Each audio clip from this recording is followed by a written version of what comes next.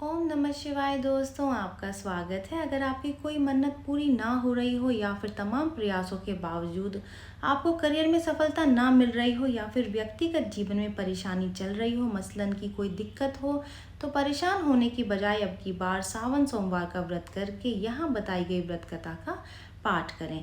मान्यता है कि सावन सोमवार के दिन अगर व्रत रखकर इस कथा का पाठ किया जाए तो व्यक्ति की मनचाही मुराद पूरी हो जाती है।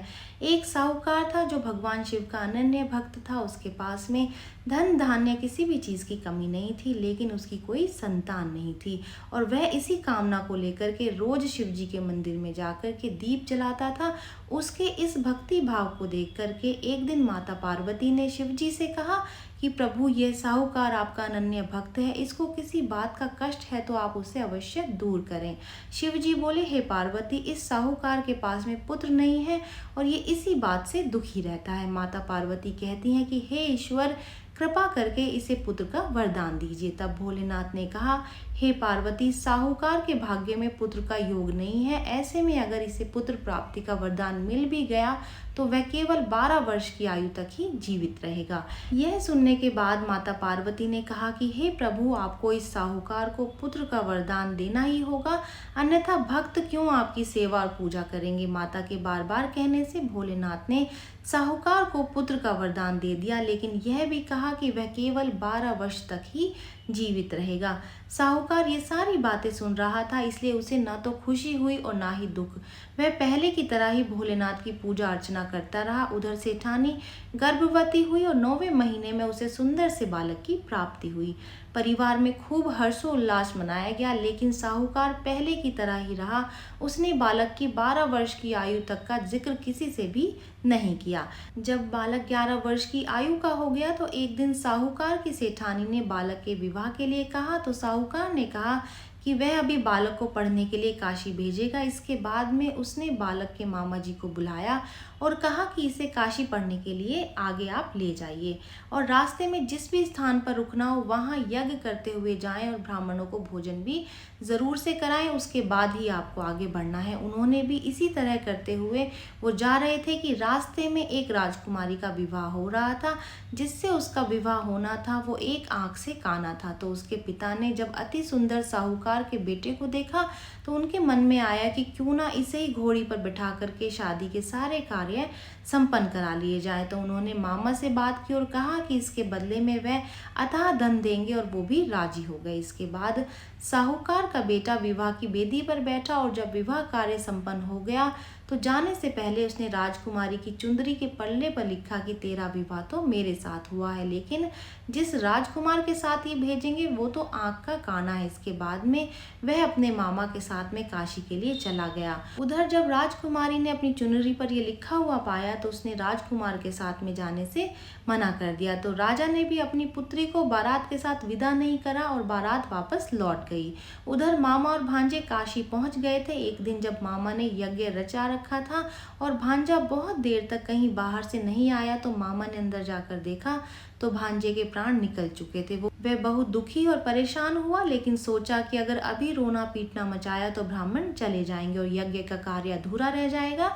जब यज्ञ संपन्न हुआ तो मामा ने रोना पीटना शुरू किया। उसी समय शिव पार्वती उधर से जा रहे थे तो माता पार्वती ने शिव जी से पूछा, हे प्रभु, ये कौन रो रहा है। तभी उन्हें पता चला कि ये तो भोलेनाथ के आशीर्वाद से जन्मा हुआ साहूकार का पुत्र है। तब माता पार्वती कहती हैं कि हे स्वामी, इसे जीवित कर दे, अन्यथा रोते रोते इसके माता पिता के प्राण निकल जाएंगे। तब भोलेनाथ ने कहा कि हे पार्वती, इसकी जितनी आयु थी उतनी वो भोग चुका है, लेकिन माता के बार बार आग्रह करने पर भोलेनाथ ने उसे जीवित कर दिया। लड़का ओम नमः शिवाय करते हुए जी उठा और मामा भांजे दोनों ने ईश्वर को धन्यवाद दिया और अपनी नगरी की ओर लौटे। रास्ते में वही नगर पड़ा और राजकुमारी ने उन्हें पहचान लिया। तब राजा ने राजकुमारी को साहूकार के बेटे के साथ में बहुत सारे धन धान्य के साथ में विदा किया। उधर साहूकार और उसकी पत्नी छत पर बैठे थे। उन्होंने ये प्रण रखा हुआ था कि यदि उनका पुत्र सकुशल ना लौटा तो वो छत से कूद करके अपने प्राण त्याग देंगे। तभी लड़के के मामा ने आकर के साहूकार के बेटे और बहू के आने का समाचार सुनाया, लेकिन वे नहीं माने। तो मामा ने शपथ पूर्वक कहा तो तब दोनों को विश्वास हो गया और दोनों ने अपने बेटे बहू का बहुत अच्छी तरह से स्वागत किया। उसी रात साहूकार को सपने में शिवजी ने दर्शन दिए और कहा कि तुम्हारे पूजन से मैं प्रसन्न हुआ हूँ। इसी प्रकार जो भी व्यक्ति इस कथा को पढ़ेगा या फिर सुनेगा, उसके सारे समस्त दुख दूर हो जाएंगे और मन वांछित सभी कामनाओं की पूर्ति होगी।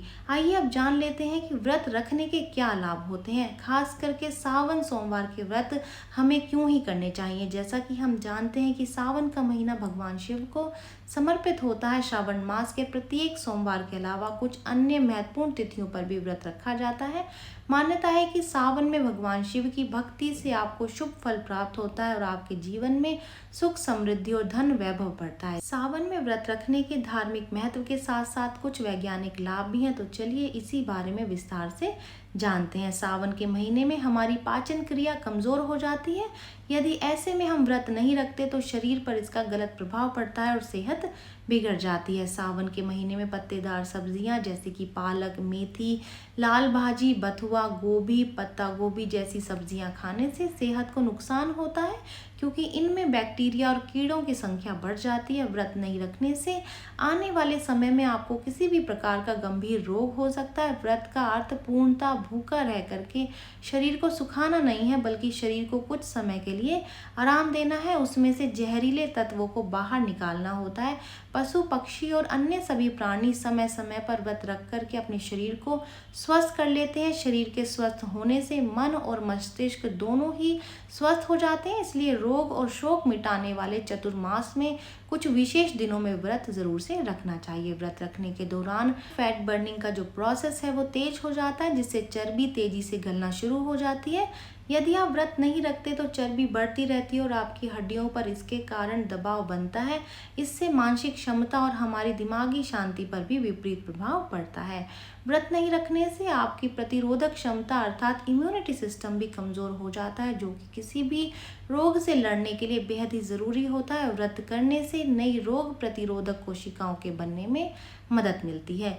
कई अध्यायों में लिखा हुआ पाया गया है कि कुछ समय के लिए व्रत रखने से मेटाबॉलिक रेट में 3 से 14% तक बढ़ोतरी होती है। इससे पाचन क्रिया और कैलोरी बर्न होने में कम वक्त लगता है। यदि आप ऐसा नहीं करते तो एक उम्र के बाद कई तरीके के गंभीर रोग के आप शिकार हो सकते हैं। व्रत रखने का मूल उद्देश्य होता है कि संकल्प को विकसित करना। संकल्पवान मन से ही सकारात्मकता, दृढ़ता और एकनिष्ठता होती है। संकल्पवान व्यक्ति ही जीवन के हर क्षेत्र में सफल होता है। जिस व्यक्ति के मन, वचन, कर्म की दृढ़ता या फिर संकल्पता नहीं है, वह मृत समान माना गया है। संकल्पहीन व्यक्ति की बातों, वादों, क्रोध, भावना और उसके प्रेम का कोई भी भरोसा नहीं होता है। धर्म और मान्यता के अनुसार व्रत रखने से देवी देवता प्रसन्न होते हैं तथा कष्टों और परेशानियों को दूर करके और मनोकामनाओं को पूर्ण करते हैं। साथ ही जानते हैं आखिर सावन के सोमवार के व्रत क्या खाना चाहिए और क्या नहीं। फल व्रत के दौरान सबसे उत्तम आहार माना जाता है। अगर आप भी सावन सोमवार का व्रत रख रहे हैं तो आप फलहार कर सकते हैं। इसके लिए आप किसी भी सीजन के फल का इस्तेमाल कर सकते हैं। कुछ लोग व्रत के दौरान आलू का सेवन करते हैं। इसे आप उबाल कर सेंधा नमक के साथ में खा सकते हैं, लेकिन ध्यान रखें कि इसे बार बार ना खाएं। शाम के समय में बस एक बार ही इसका सेवन करें। सावन के व्रत में साबूदाने का सेवन भी किया जाता है। इसके लिए आप इसकी खिचड़ी, खीर या फिर पकौड़ों के रूप में आप इसका सेवन कर सकते हैं। सावन व्रत के दौरान आप कच्चे नारियल का भी सेवन कर सकते हैं। ये एनर्जी देने का काम करता है, साथ ही ये सेहत के लिए भी काफी फायदेमंद होता है। अगर आप इसका सेवन व्रत के दौरान करते हैं तो आप पूरे चुस्त और दुरुस्त बने रह सकते हैं। सावन सोमवार व्रत के दौरान पेठे का भी सेवन किया जा सकता है। दरअसल ये एक फल से ही बना होता है, इसलिए इसे उपवास के दौरान खाया जा सकता है। अब जान लेते हैं सावन सोमवार के व्रत में क्या नहीं खाना चाहिए। अगर आप भी सावन सोमवार का व्रत रखने जा रहे हैं तो आप इस दौरान आटे का सेवन ना करें। कहा जाता है कि आटे से बनी चीज़ों का सेवन करने से व्रत खंडित हो जाता है।